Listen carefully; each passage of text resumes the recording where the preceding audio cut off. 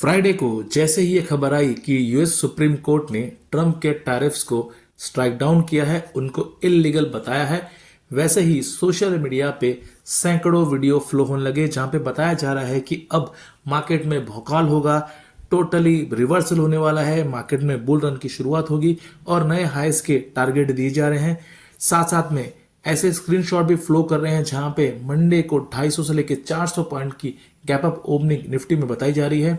तो एग्जैक्टली इस न्यूज का इम्पैक्ट क्या होगा, इसके बाद क्या अपडेट हुई और नेक्स्ट वीक मार्केट का आउटलुक क्या होगा, अब हम बताएंगे इस वीडियो में।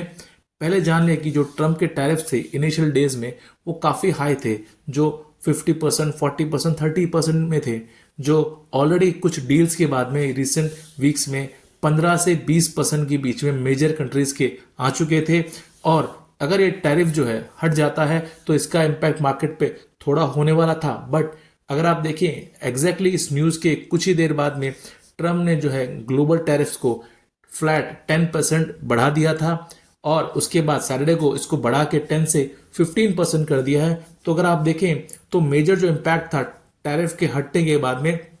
वो ऑलरेडी जो है ऑलमोस्ट नलीफाई हो चुका है या कुछ हद तक थोड़ा बहुत उसमें गुंजाइश रह चुकी है। साथ साथ में ये जो ट्रम्प की डिफीट हुई है यूएस सुप्रीम कोर्ट में, इससे ट्रम्प का ईगो हर्ट हुआ है और जो यूएस ईरान की टॉक है उसमें कोई सक्सेस नहीं मिल रही है। तो अब ट्रम्प जो है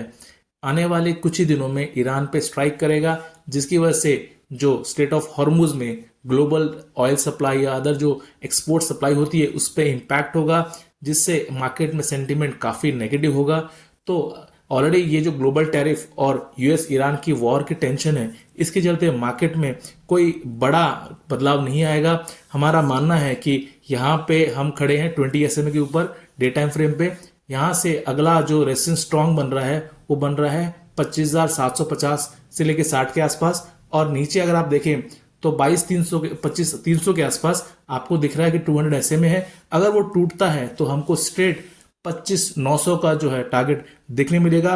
नई तेजी आपको तभी देखने मिलेगी बाजार में जब हम 50 SMA करीबन 25,750-60 के ऊपर जाएंगे और 25,900 को फाइनली ब्रेक करके सस्टेन करेंगे, तभी आपको नई तेजी मिलेगी। जब तक आपको कोई तेजी नहीं मिलेगी तो ये पूरा वीक जो आएगा वो यूएस ईरान वॉर, साथ साथ में ट्रम्प के टैरिफ के ऊपर और क्या आउटलुक चेंज होने वाला है, उससे ही मार्केट ड्राइव होगा। गोल्ड में आपको स्पेशली तेजी देखने मिलेगी, सिल्वर में एक्सपायरी आ रही है मार्च की, उसके चलते भी आपको तेजी देखने मिलेगी, तो वहां पे आपको एक्यूमुलेशन होते दिखेगा। तो मार्केट में अगला वीक का व्यू हमारा क्लियर है,